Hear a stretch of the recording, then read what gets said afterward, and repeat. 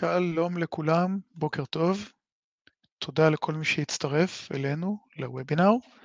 אנחנו ניתן עוד כמה שניות למערכת לסיים להכניס את כולם, וממש עוד כמה שניות נפתח בוובינר. אז מוזמנים להישאר איתנו בינתיים, ממש כמה שניות ואנחנו מתחילים.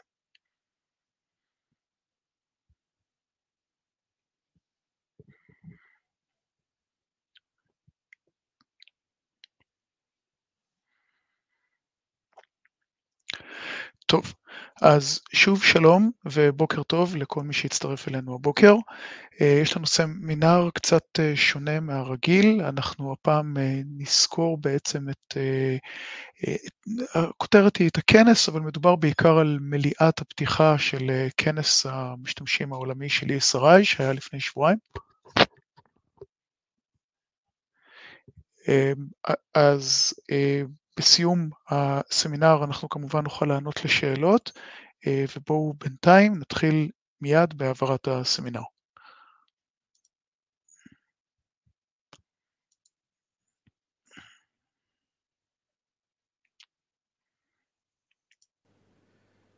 טוב, אז שלום לכולם, תודה לכל מי שהצטרף אלינו לסמינר של הבוקר.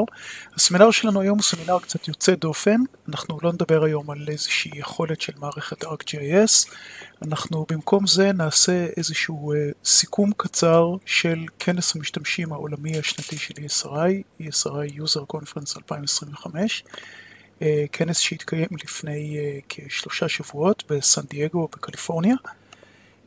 לפני שנתחיל בסיכום, אני רוצה להדגיש שזה לא תחליף, כלומר אנחנו עושים את התקציר הזה, אנחנו משתדלים כל שנה לעשות אותו, אבל הכנס הוא גדול ונרחב, אז בסיום אני גם אגיד איזושהי מילה על זה שמאוד כדאי לבוא לכנס, אבל אנחנו מבינים שלא תמיד אפשר להגיע לכנס, אז קודם כל אחד שהוא חלק מארגון בהחזקה יכול להירשם לדיגיטל אקסס, לגישה לתכני הכנס, נרשמים לזה לפני הכנס, ומי שנרשם לדיגיטל אקסס מקבל גישה להרבה מאוד הרצאות שמשודרות בשידור חי במהלך הכנס, ואז אפשר להיכנס לעמוד, אתם רואים כאן ה-Detailed Agenda של ה-Digital Access, לסמן את ה-Checkbox של Available Virtually, ואז אני מקבל את כל העשרות של ההרצאות האלה שאני יכול לצפות בהם, כמו שאתם רואים למשל כאן, ההרצאה הזאת בנושא התלת ממד, יכול לצפות בה גם עכשיו אחרי הכנס.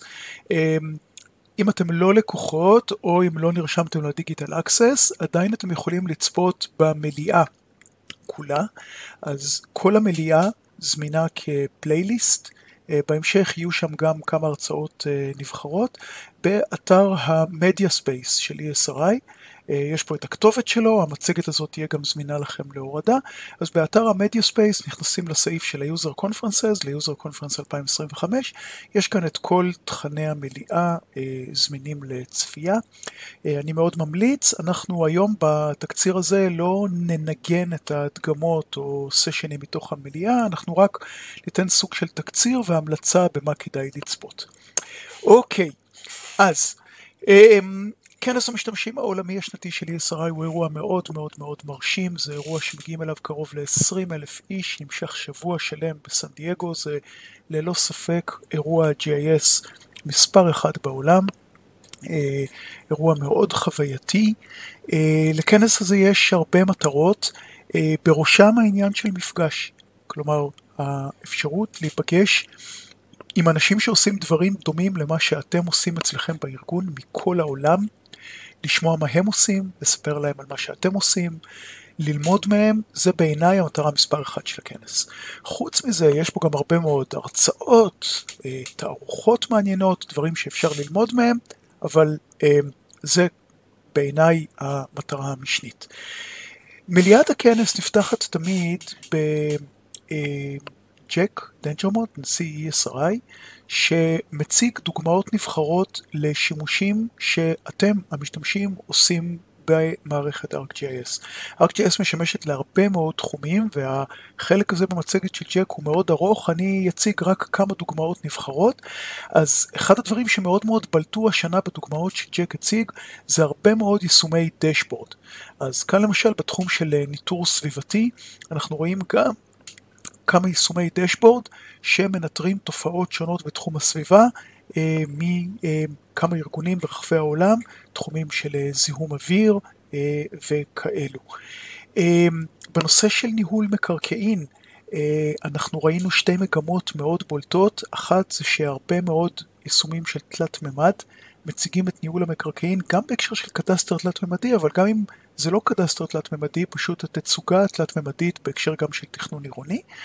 ואנחנו רואים שימוש הולך וגובר במודל הפרסל פאבריק החדש, אנחנו רואים אותו מימין, שגם בישראל כבר יש לנו לקוח ראשון שבקרוב יהיה איתו בפרודקשן.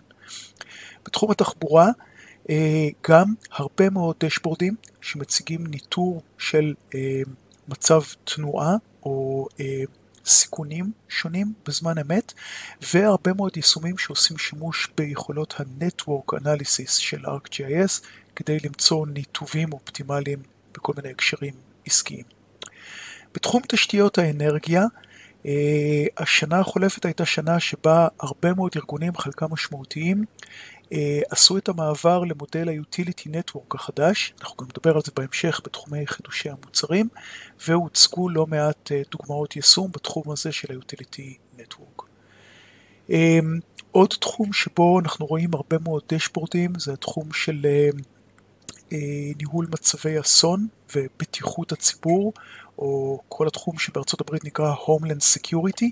אז הוצגו הרבה מאוד דשבורדים גם בהקשר של ניטור פשיעה, מעקב אחרי פעילות משטרתית, ניטור של מצבי אסון כמו שריפות, גם על זה נדבר בהמשך בתחום של סיפורי הלקוח.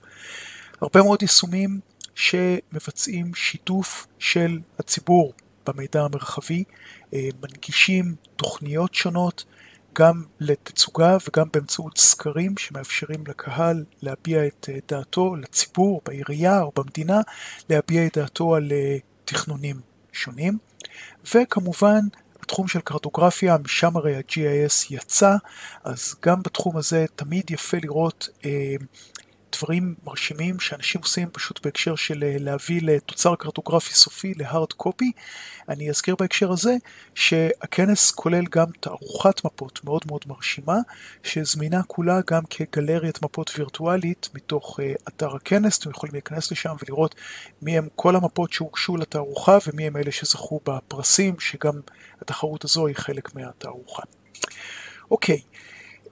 קצת לגבי הפים הכללי או המוטו הכללי שכיכב בתצוגת הכנס, אז גיאוגרפיה, המדע שמאפשר לנו להבין את העולם שלנו, מפות, השפה של הגיאוגרפיה, ו-GIS מרחיב בעצם את התפקיד הזה של המפות על ידי זה שהוא משמש כטכנולוגיה המקשרת בין אנשים, ארגונים, טריטוריות שונות, באמצעות אותם יישומים של מידע מרחבי.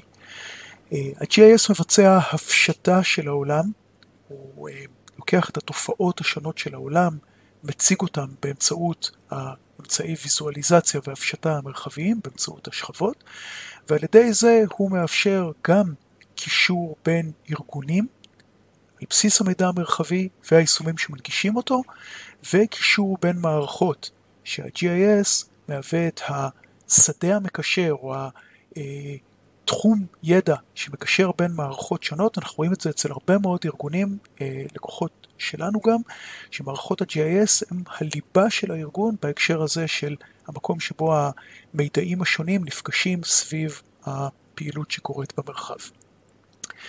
GIS ממשיך להתקדם כל הזמן. מהיום שבו המדע הזה הומצא, כל הזמן עובר אבולוציה, ופעם בכמה שנים הוא עובר גם רבולוציה. לתפיסתה שלי שרי, אנחנו מצויים עכשיו בעיצומה של אחת הרבולוציות האלה, המהפכות של תחום ה-GIS, ואני מדבר כמובן על תחום הבינה המלאכותית. אז AI הייתה בלי שום ספק הבאזוורד מספר אחד של הכנס השנה, לא הייתה הרצאה, לא היה ביתן בתערוכת הספקים שבו AI לא היה מונח המפתח. מערכות ה-GIS של ESRI עוברות הטמעה נרחבת של טכנולוגיות AI, אני מיד יציג את זה. זה קורה בתחומים שונים של הטכנולוגיה, וזה קורה בקצב הולך וגדל. כבר עכשיו יש יכולות כאלה בכמה וכמה מתחומי המוצר, והיכולות האלה נמצאות בשלבי פיתוח מתקדמים מאוד, בהרבה מאוד תחומים נוספים, את חלקם גילו לנו בכנס, ואת חלקם אנחנו נגלה בשנה-שנתיים הקרובות. אז אם לפרוט את זה, למה שיש כרגע כבר במוצרים, אז כרגע ה-AI נחלק לשני ענפים שונים. התחום של Geo-AI, שזה התחום של שימוש ב-AI לניתוחים מרחביים מתקדמים, ולחילוץ אוטומטי של מידע גיאוגרפי באמצעות Pre-trained Deep Learning Models. אז יש הרבה מאוד מודלים כאלה, תכף נדבר עליהם כמה מילים. התחום השני, הוא תחום של סייעני ה-AI, ה-Assistants, שנועדו להפוך לנו את החיים ליותר קלים, על ידי זה שהם לוקחים טקסט חופשי, או מחשבה, או רעיון, ומתרגמים אותו לביצוע של פעולה במוצר. אז בואו נדבר מילה על ה-AI Assistants. חלק מה-Assistants האלה הם לא חדשים. ה-Assistants של ה-Survey 1 to 3, של יישום הסקרים, הוצגו כבר לפני שנתיים, הם כבר בעצם production ready. הם כבר בשלב הפריוויו, כלומר כבר אפשר ממש להשתמש בהם, בסיינים שבונים סקר אוטומטי. שאר הדברים הם יותר בשלב של בטא. הוצגו בהקשר הזה כמה סיינים בתחום של ArcGIS Pro למשל, סיינים שיודעים לקחת הוראה ולתרגם אותה לשאילתה ב-Query Layer, סיינים שלוקחים הוראה ומתרגמים אותה להפעלה של ה-Geoprocessing Tool הנכון.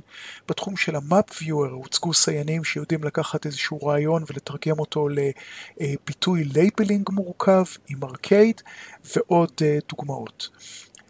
בתחום של ה-Geo-AI, אמרנו, אנחנו מדברים כאן בעיקר על מודלים מוכנים לשימוש, או מודלים שאתם יכולים לפתח באמצעות דוגמיות אימון, שהם מודלים שיודעים לחלץ פריטים מרחביים, או מתוך מידע סנסורי גולמי, תצלומים, תצלומי אוויר, תצלומי לוויין, תצלומים קרקעיים, או מתוך טקסט. כבר יש 90 ומשהו מודלים כאלה שניתנים להורדה מאתר ה-Living Atlas, והם כולם מוכנים לשימוש. אז בשלב הזה של המליאה, זה היה שלב די מוקדם במליאה, רצף הדיונים הפילוסופיים נעצר על ידי הדגמה די ארוכה, שאני מאוד מאוד ממליץ לצפות בה. אתם יודעים מה, אני אפילו אגיד פה איזושהי הכרזה, אם אין לכם הרבה זמן, אין לכם כוח, אתם רוצים לצפות רק בהדגמה אחת מכל ההדגמות שהיו במליאת הכנס, זו ההדגמה שאתם רוצים לצפות בה. הכותרת שלה הייתה ArcGIS being enhanced with AI, הציגו אותה שתי הבנות האלה שאנחנו רואים על המסך, הדגמה מאוד מאוד מרשימה, שמראה את הכיוון שאליו ESRI הולכת בהיבט של הטמעת טכנולוגיות AI בתוך רכיבי מערכת ArcGIS. אם נדבר רגע על המנוע שעומד מתחת לזה, אז ESRI מפתחת איזשהו AI framework שכולל AI agents. אני לא אכנס כרגע לדיון בעצם על מה ההבדל בין agent לאסיסטנט. יש שם agents ש-ESRI בונה מתחת למכסה המנוע, שהם משתמשים בפרוטוקולים הידועים כמו MCP לאיך עובדים AI agents. הם מחוברים ל-LLMs כמו ChatGPT, Gemini וכאלה, ולמודלים, והם אלו שמאפשרים גם את יכולות ה-Geo-AI וה-AI Assistants שדיברתי עליהם לפני רגע, שנמצאים כבר בתוך המוצרים, וגם ל-AI Agents שמפותחים ועוד לא באמת קיימים במוצרים, אבל זה הכיוון, שהם בעצם השלב הבא, השלב שבו מה שנקרא Agentic Ecosystem, האפשרות שלנו לתאר בטקסט חופשי איזשהו רעיון חצי מופשט, או שאנחנו אפילו לא יודעים באמת לחבר אותו ליכולות כאלה ואחרות בתוכנה, והתוכנה תדע לקחת את הרעיון שלנו ולתרגם אותו לא רק לאיזשהו חתיכת טקסט, אלא ממש לביצוע מתקדם של הרעיון שלנו, לגרום לזה שהוא יתרחש בתוכנה, אז יש למה לצפות בשנים הקרובות. אוקיי, השלב הבא במליאה הוא השלב שבו ג'ק עובר לדבר על our work, כלומר מה ESRI עושה למערכת ArcGIS. אז אנחנו נזכור כאן בקצרה את החידושים העיקריים שהוצגו במערכת.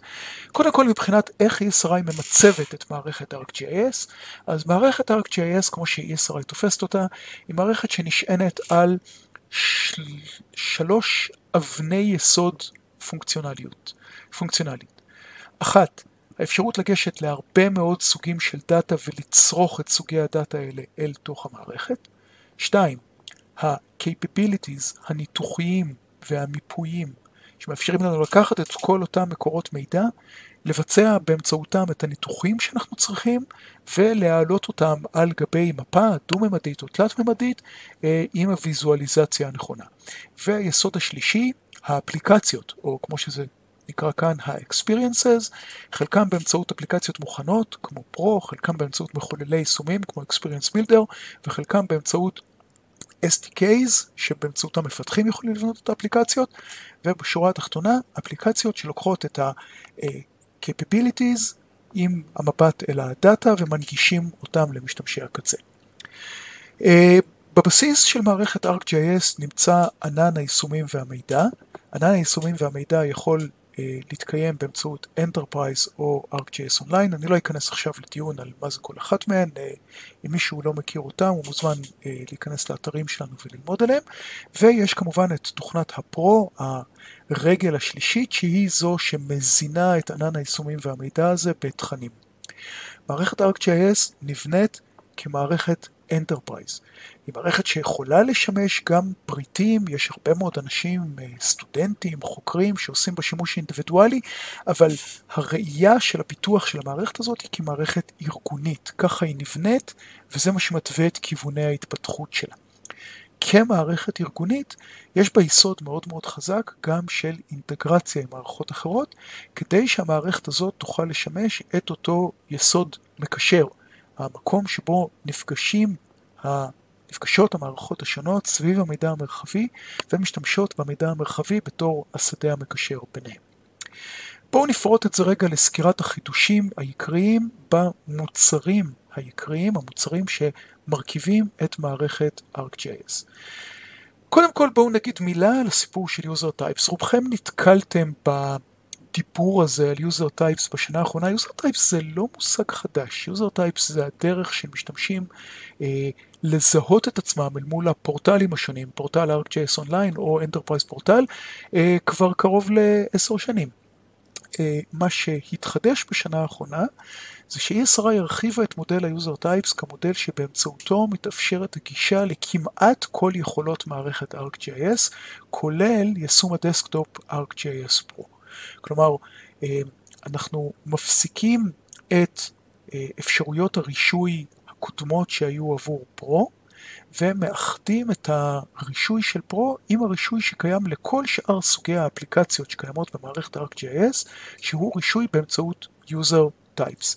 אנחנו לפני שנה, ב-2024, פישטנו את מודל ה-user types, הוא היום מודל פשוט יותר, שכולל רק 6 user types, השלושה הגבוהים, Creator, Professional, Professional Plus, אלה שגם נותנים גישה לפרו, ושלושת הנמוכים, Mobile Worker, Contributor ו-Viewer, שבאמצעותם מתאפשרת גישה לתכנים שהיוזרים הגבוהים יותר יוצרים עבורם. ArcGIS Pro, יישום הדסקטופ המרכזי, אנחנו היום עומדים על גרסה 3.5 של ArcGIS Pro, ועוד לפני סוף השנה, באזור דצמבר תצא גרסה 3.6. בגרסה האחרונה אנחנו ראינו חידוש מאוד מאוד משמעותי, מה שאנחנו רואים כאן מימין, ה-Multi-User Project Collaboration, האפשרות שלנו לשמור פרויקטים של פרו ישירות בפורטל, ואז להשתמש בפורטל, כמו שאנחנו משתמשים בו לניהול של מפה משותפת או של אפליקציה משותפת, להשתמש בו כמקום שבו אנחנו מנהלים פרויקט פרו משותף. אני לא אעבור פה כמובן על כל החידושים, אני מציין רק את העיקריים שבהם. מה שצפוי לנו בגרסה הקרובה כבר תמיכה בתכנים שמאוחסנים ב-OneDrive, האפשרות שלי לגשת ישירות לתיקיות שלי ב-OneDrive, להגדיר עליהם שיתוף אם אני רוצה שזה יהיה תכנים שישותפו עם משתמשים נוספים, ולשמור פרויקט או לגשת לתכנים שנמצאים ב-OneDrive, וכמובן שילוב הולך וגובר של סייעני ה-AI, גם בתחום של תהליכי עבודה, גם בתחום של הפעלת כלי גיאופרוססינג, גם בתחום של גישה לתיעוד, ואפילו בתחום של קידוד, כמו למשל קוד SQL ב-Query Layers או קוד של Arcade. ArcGIS Enterprise מוצר השרת, אנחנו היום נמצאים על גרסה 11.5. 11.5 היא גרסה משמעותית כי היא הגרסה האחרונה לפני המעבר ל-12, 12.0, הגרסה הבאה בדצמבר תהיה גרסה 12.0. אנחנו עוד נפרסם כל מיני פרסומים על מה שיהיה בה ומה שלא יהיה בה. 11.5 תתמך להרבה זמן כדי לתת לכולכם את השהות לפני המעבר ל-12.0. בגרסה האחרונה ב-11.5 שופרו מאוד יכולות observability, כלומר הלוגינג של המערכת שמאפשר לי להבין מה קרה בה בכל רגע נתון, מתחבר כמובן ליכולות הריפורטינג שלוקחות את הלוגים האלה ומאפשרות לי להכין מהם דוחות. בגרסה הקרובה אנחנו הולכים בין השאר לראות עוד אפשרויות אחסון בענן שהן חלק אינטגרלי מהאנטרפרייז, ובין השאר את יכולת הדאטה פייפליינס של ArcGIS Online שתגיע גם לאנטרפרייז. יותר ויותר ארגונים שוקלים את האפשרות של מימוש ה-ArcGIS Enterprise שלהם בסביבת Cloud Native, כלומר בסביבת קוברנטיס. מגרסה לגרסה הולך ונסגר הפער. אנחנו היום בעצם כמעט כל מה שאפשר לעשות עם Enterprise רגיל, אפשר לעשות גם עם ה-Enterprise על קוברנטיס. אנחנו תומכים בכל סביבות הקוברנטיס המובילות, מי שזה מעניין אותו הוא מוזמן לדבר איתנו. ב-ArcGIS Online אנחנו בשנה האחרונה ראינו כמה חידושים משמעותיים, ביניהם המודל בילדר שהרבה מאוד זמן משתמשים חיכו לו, האפשרות שלי לחבר עכשיו תהליכים בצורה ויזואלית בתהליכי גיאופרוססינג מורכבים. יש לנו את יישום האדיטור החדש, ומה שמגיע בקרוב לגרסה הקרובה זה עוד שילוב של הסייעני AI, דיברנו על זה קצת קודם, ומה שנקרא כאן Item Dependencies, שזו עוד יכולת שהרבה מאוד משתמשים ביקשו שתגיע, האפשרות שלי להציג את התלות בין פריטים. אם אני מסתכל על מפה מסוימת, WebMap, להציג בקלות מי הם כל האפליקציות שצופות באותו WebMap, או אם אני חוזר לאותו WebMap, לראות מי הם כל ה-Layers, או להסתכל על Layer ולראות מי הם כל ה-WebMaps שעושות בו שימוש, בקיצור את כל התלויות בין האייטמים השונים. בתחום ה-Instant Apps, תבניות היישום המהירות, בשנה האחרונה ראינו שתי תבניות שיוצאות מבטא, גם תבנית ה-Compare שעושה השוואה בקלות בין שתי מפות, תבנית ה-Reporter שהיא סוג של תחליף ל-Survey 1 to 3 כתבנית לדיווח מצב מהשטח, גם תבנית ה-Observer שאנחנו רואים כאן למעלה, הצפיין התלת-ממדי שמאפשר מאוד בקלות לחבר יישום תלת-ממדי יפה ונגיש, כולם כבר מוכנות לכם בעצם לשימוש. בשנה הקרובה תתווסף לנו יכולת חדשה, יכולת ה-Data Explorer, תבנית חדשה שהיא תבנית שכל כולה מוכוונת LLMs, כלומר AI Driven, האפשרות של תיאור בטקסט חופשי לתבנית שפשוט אני אנהל איתה שיחה. לא רק בקטע של הגדרה של מה שיהיה בה, אלא לנהל את השיחה בהקשר של תתמקד לכאן, תעשה לי בחירה על פריט מהסוג הזה, מהשכבה הזו. אנחנו נראה עוד את הדבר הזה כשהוא יצא ונדבר עליו, וזה צפוי להיות משהו מאוד מלהיב. דשבורדס, בלי ספק מחולל היישומים הנפוץ ביותר של הפורטל. בתחום הדשבורד אנחנו ראינו כמה חידושים בשנה האחרונה, כמו למשל הדשבורדים התלת-ממדיים. בשנה הקרובה אנחנו צפויים לראות את נושא האוטומיישן, גם שילוב של יכולות AI ליצירה של דשבורדס באמצעות תיאור שייצור דשבורד חצי אוטומטית. מחולל היישומים Experience Builder גם הוא ממשיך ומשתכלל. בשנה האחרונה אנחנו ראינו את ה-Express Mode שהיה מאוד משמעותי, בעיקר עבור אנשים כמוני שרגילים עוד ל-Web Builder נקרא לזה הישן והטוב עם היכולות שהיו בו, אז זה היה הדבר העיקרי שלי לפחות היה חסר במעבר מהווב בילדר, האפשרות להתחיל יישום בצורה מאוד מאוד מהירה, בלי להסתבך עם כל מיני הגדרת תבניות מורכבת, אז זה משהו שקיים היום עם האקספרס מוד, וכמובן שהמחולל יישומים הזה ממשיך להתפתח, אנחנו נראה בו חידושים גם בשנה הקרובה. נעבור לדבר על כמה יכולות ארגוניות, אז בתחום התלת ממד, חידוש שמגיע ממש בקרוב, זה הצריכה של הגוגל 3D Tiles. ה-3D Tiles היפים שאתם מכירים מגוגל Maps או גוגל Earth, הם מאוד בקרוב, ניתן יהיה לגשת אליהם גם מתוך פרו וגם מתוך ה-Scene Viewer של ArcGIS Online ושל הפורטל, זה חידוש שאנחנו מאוד מחכים לו. עוד משהו שדיברו עליו לא מעט בכנס זה Gaussian Splats, זה מודל תלת ממדי שמאפשר דיוק פריטים הרבה יותר גבוה מאשר של מש. יישומי ה-Reality Capture כמו Drone to Map יודעים לייצר אותו, אז ה-Gaussian Splats מאפשר דיוק הרבה יותר גבוה בפרטים, ובקרוב גם פרו וגם ה-Scene Viewer ידעו לתמוך בו, ובהמשך גם יישומי הריאליטי של ArcGIS ידעו לייצר אותו. בתחום ה-Real Time יש לנו שני יישומים עיקריים, יש את ה-Geo Event Server ב-ArcGIS Enterprise ואת ה-Velocity ב-ArcGIS Online. אז החידוש העיקרי שהוצג בכנס בתחום הזה, זה שבשנה הבאה ה-Velocity יעבור מיגרציה אל ArcGIS Enterprise. היתרון של ה-Velocity זה שהוא יישום שהרבה יותר קל להרחיב אותו לריבוי שרתים, והרבה יותר קל להגדיר בו תהליכי צריכת מידע מתקדמים, שכוללים גם את ההתחברות לכל מיני פידס של מידע זמן אמת, וגם העיבוד שלהם לשילוב במערכת. בתחום יישומי השטח, גם כאן בשנה האחרונה אנחנו ראינו את השילוב של ה-AI Assistance אל ה-Survey 1 to 3, זה משהו שיגיע ליישומים נוספים בהמשך. עוד משהו שנותנים עליו דגש מאוד חזק בפיתוח בעיקר של יישום ה-Field Maps, זה כל מה שקשור לעבודה מול ה-Utility Network, שזה לא רק לדעת להציג את ה-Utility Network, אלא גם לעשות עליה פעולות ניתוח כמו Trace, אפילו במצב שאני אופליין ולא מחובר לשרת המרכזי, ובאפשרות של עריכה מתקדמת ל-Utility Network, שגם תכבד את כל חוקי האימות שלה. בסתיו הקרוב צפויה גרסה מאוד משמעותית של Field Maps, שתהיה גרסה שתכיל את ה-Task Management, סוג של תחליף ליישום ה-Workforce, שיאפשר לי לתכנן תור של משימות לצוותי השטח השונים, להקצות אותם לצוותי השטח ולכל צוות שטח, לנהל את ההתקדמות שלו אל מול תור ה-Q של המשימות שלו.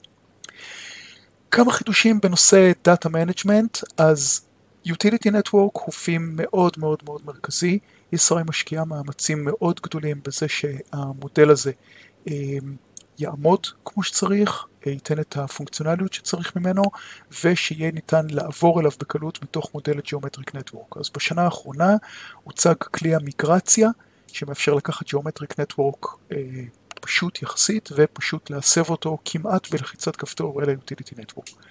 בתחום העריכה, אנחנו בשנה האחרונה ראינו את ה-Web Editor, תכף נגיד עליו עוד כמה מילים, שהוא באמת יישום מהפכני בתחום של היכולות שאני יכול לעשות ב-Web Application בלי פרו. אולי באמת נגיד על זה משהו, אז ה-Web Editor הוא בעיניי משהו שממש יכול לשנות את הצורה שבה הארגונים עובדים. כי היכולת של עריכה מורכבת, עריכה שכוללת הגדרות של סנאפ וסוגים שונים של סקאץ' ולהתחשבות במודלים מתקדמים, זה מסוג היכולות שאנחנו חשבנו שאנחנו נצטרך תמיד יישום דסקטופ עבורם. עכשיו עם ה-Web Editor אנחנו כבר היום יכולים לעשות חלק לא קטן מהיכולות האלה ב-Web Application. ה-Web Editor הוא כבר היום חלק לא רק מ-ArcGIS Online אלא גם מ-Enterprise 11.5. אפשר גם להתקין אותו באמצעות אינסטולר נפרד על גרסאות מוקדמות יותר של Enterprise, ובשנה הקרובה הוא הולך עוד להמשיך מאוד מאוד להשתכלל. גם בהקשר של האפשרות לגישה לוורסיות שונות מתוך עץ ה-Branch Versions, גם באפשרות של כלי עריכה מתקדמים על ה-Utility Network, ועוד יכולת שהרבה משתמשים ביקשו שתגיע, שזה עריכה של True Curves, כלומר עקומות שהם לא אוסף של ורטקסים צפופים, אלא עקומה אמיתית שמוגדרת על ידי נקודות מפנה והרדיוס של העקומה שביניהם. בתחום ה-APIs וה-SDKs אני מזכיר שיש לנו שני ענפים עיקריים לתחום הזה. יש את ה-Web SDK, שזה ה-JavaScript SDK. בתחום הזה אנחנו בשנה האחרונה מאוד הרחבנו את התמיכה ב-Web Components. פנייה של יישום היום באמצעות ה-JavaScript SDK נסמכת על ה-Best Practices של איך בונים היום Web Applications מודרניים באמצעות Web Components. בתחום השני, התחום של ה-Native SDKs, בשנה האחרונה יצא מבטא ה-SDK החדש, ה-Flutter SDK, שגם הרבה משתמשים ציפו שהוא יגיע, והוא כבר זמין לכם, יכולים להתחיל לפתח באמצעותו יישומים. אנחנו סקרנו פה ממש על קצה המזלג את החידושים העיקריים שהיו. הרבה מאוד צוותי פיתוח ב-ESRi ממשיכים לעבוד על זה שמוצרי ArcGIS ימשיכו להיות בחזית הטכנולוגיה בכל התחומים, ואנחנו כמובן נמשיך לעדכן אתכם גם בוובינרים שלנו על מה שמתחדש במוצרים. היו הרבה מאוד הדגמות, סיפורי לקוח במליאה, זה חלק מאוד מרכזי במליאה, והם הדגמות מאוד מושקעות, משקיעים הרבה מאוד זמן בהכנה שלהם, בלהביא אותם למצב שהם יתקתקו כמו שצריך ויראו מרשימים. אני בחרתי לספר לכם על שניים כאלה, שהם שניים שבעיניי מאוד כדאי לצפות בהם. הדגמה אחת הייתה הדגמה של שדה התעופה של סן פרנסיסקו, SFO, אחד משדות התעופה העסוקים ביותר בארצות הברית, כמות מאוד מאוד גדולה של טיסות ונוסעים שעוברים בו בכל יום. מי שעלו על הבמה היו אנשי שדה התעופה, זה לא אנשי ESRi, אנשי ה-GIS וה-Operations של שדה התעופה. הם הציגו כמה מערכות. אחד הדברים שהיו מאוד מאוד מרשימים זה שהם התחברו בלייב על הבמה אל המערכות שברגע זה עובדות בשדה התעופה. הם ממש הציגו תמונת מצב של מה שברגע המליאה באותה שעה קורה על המסלולים ובתוך הטרמינלים של שדה התעופה.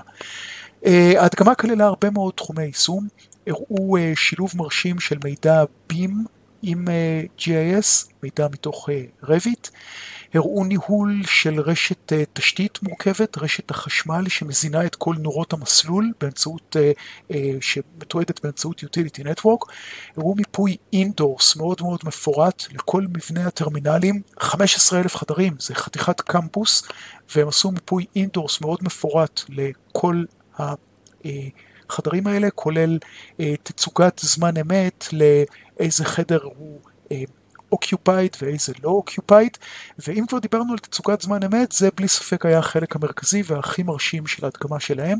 הם הציגו כל מיני תצוגות, גם דו-ממדיות וגם תלת-ממדיות, שמציגות עומסים שונים. למשל, התמונה שאנחנו רואים במרכז, אנחנו רואים את הקרוסלות של המזוודות, ורואים איזה קרוסלה כרגע, ברגע זה, פועלת ואיזו לא פועלת, או נקודות ה-security checkpoint, איפה שעומדים בתור לבדיקה הביטחונית, מה מצב העומס קהל בכל אחת מהם, הכל באמצעות סנסורים שמנטרים את המצב בזמן אמת.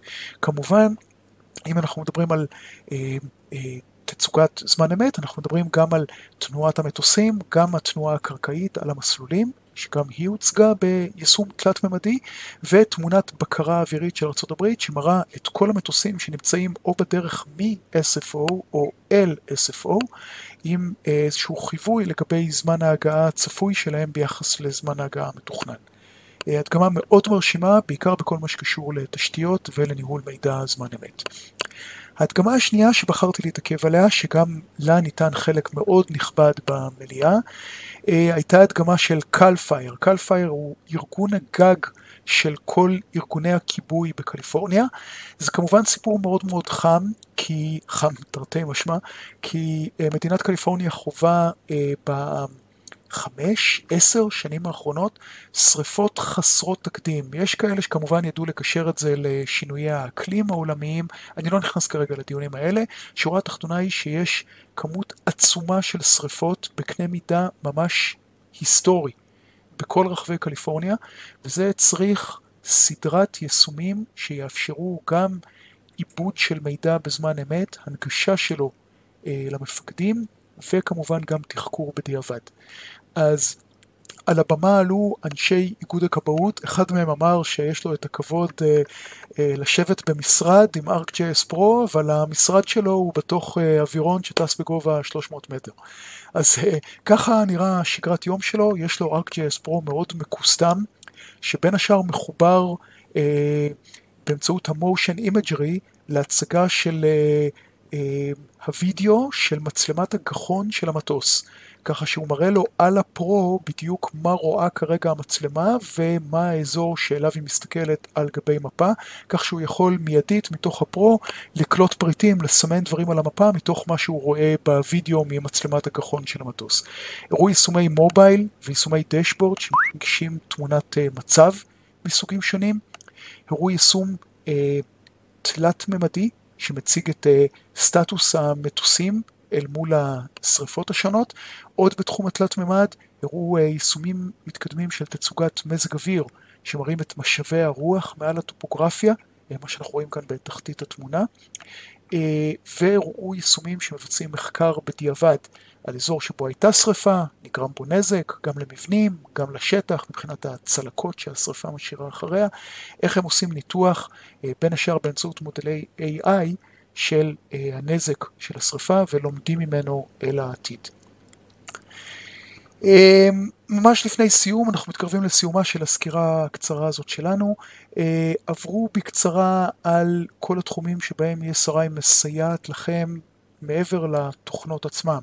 אז יש כמובן את כל מקורות הלימוד השונים, אתר הקורסים של ESRI, שבו אתם יכולים להירשם ל-Web Courses בחינם, או לקורסים שמודרכים על ידי מדריך בתשלום. הכל מועבר באופן וירטואלי. יש את המגזינים השונים, ה-Publications של ESRI, שכולכם מוזמנים להירשם אליהם.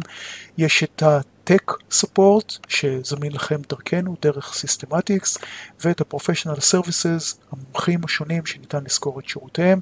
ESRI רואה את כל השירותים האלה כחלק בלתי נפרד מההיצע שלה לצד התוכנות. ממש כמה מילים לסיום. אנחנו חיים בעידן של שינוי מתמיד, שינוי שנגרם על ידי כל ההשפעות של האדם על פני כדור הארץ, והשינוי הזה יוצר הרבה מאוד אתגרים עבור האנושות.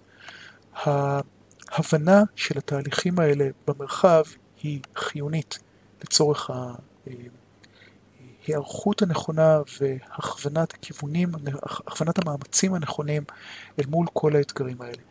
המפות וה-GIS כדרך הטכנולוגית לתת להן ביטוי, הם הדרך שבה אנחנו, מקצועני ה-GIS, תורמים את החלק שלנו למאבק הזה, כל אחד בתוך הארגון שלו, תורמים את החלק שלנו למאמץ המשותף הזה, ובזה אנחנו לוקחים חלק בהתמודדות של האנושות עם האתגרים הכי גדולים שעומדים לפתחה. זהו זה, זאת הייתה סקירה מאוד מאוד קצרה, אני לא יכול לסיים את הסקירה הזאת בלי להגיד מילה אחת של בקשה לכולכם.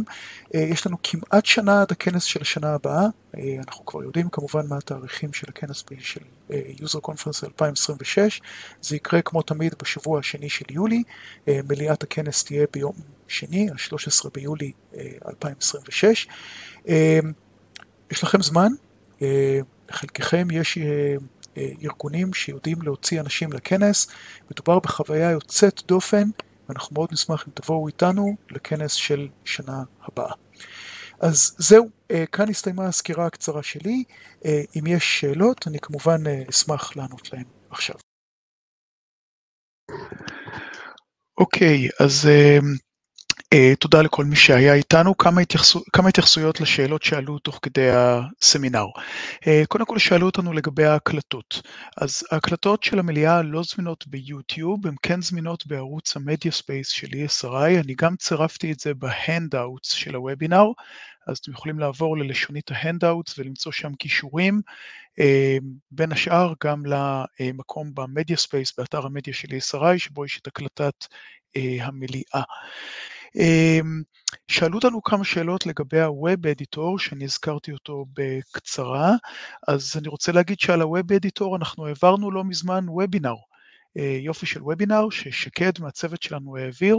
הוובינר גם זמין לכם לצפייה, וגם שקד כתב בלוג יפה שמסכם את הוובינר, ואתם מוזמנים לצפות בשניהם דרך האתר שלנו. באתר שלנו יש את כל הוובינרים שהעברנו מאז ומעולם, וגם הרבה בלוגים שמסכמים אותם. שאלו אותנו עד כמה הדוגמאות שהוצגו לשדה התעופה בסן פרנסיסקו ולארגון הכבאות של קליפורניה ישימות לישראל. זו שאלה שאפשר לשאול אותה בעצם על כל הדגמה שאנחנו רואים. התשובה היא תמיד כן במידה. ברור שהארגונים האלה קיימים להם מקבילים בישראל. יש שדה תעופה בינלאומי לא קטן בישראל, אפילו עוד כמה יותר קטנים, ויש כמובן ארגוני כבאות בישראל, וגם יש ארגון כבאות ארצי שהוא ארגון גג שלהם, והאם היישומים שהודגמו הם רלוונטיים לשדה התעופה בן גוריון ולארגון כבאות והצלה? ברור שכן, בוודאי שכן. אולי לא כמו שהם, אולי כמובן שתידרש אדפטציה מסוימת, אבל כמובן שיש לזה רלוונטיות גם לארגונים המקבילים אצלנו. כמה מילים לגבי ההמשך. קודם כל, אם עניינו אתכם הדברים שסיפרנו עליהם מבחינת חידושים ודברים שמגיעים בתוכנות, אז אנחנו מעבירים פחות או יותר אמצע ספטמבר, שני סמינרים למגזר הציבורי, אחד מהם יהיה בירושלים, אחד בתל אביב, זה אחד שידור חוזר של השני, פשוט כדי לאפשר לכמה שיותר מהלקוחות להגיע. עוד לא יצאו הזמנות, אז אל תשאלו את עצמכם למה לא קיבלנו הזמנה, תקבלו הזמנה, וכמובן שבסמינרים האלה חלק נכבד מהם יוקדש להצגת החידושים בתוכנות, הרבה מהדברים שגם דיברנו עליהם בקצרה היום.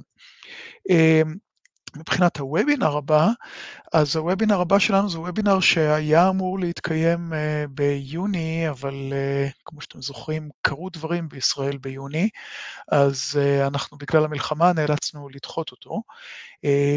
הוובינר הזה הוא וובינר שמיועד בעיקר לכאלה שעוד לא עובדים עם ArcGIS Enterprise, או כאלה שאינם לקוחות שלנו בכלל, או כאלה שהם כן לקוחות שלנו, אבל או שבכלל אין להם סרבר, תוכנת הסרבר, או שהם משתמשים רק ברכיב הסרבר של Enterprise ולא מנצלים את שאר הרכיבים שלו. בוובינר הזה, אופרה מצוות המומחים שלנו, תיתן סוג של סקירה ממבט על מה כולל בעצם מוצר הליבה הזה שלנו שנקרא ArcGIS Enterprise, מהם הרכיבים שלו, מה התועלות שאתם יכולים לקבל ממנו אצלכם בארגון.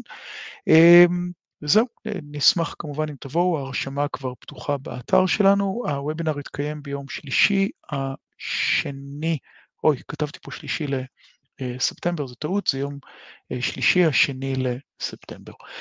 אז זהו זה, תודה לכל מי שהצטרף אלינו לסמינר, וניפגש בסמינרים הקרובים.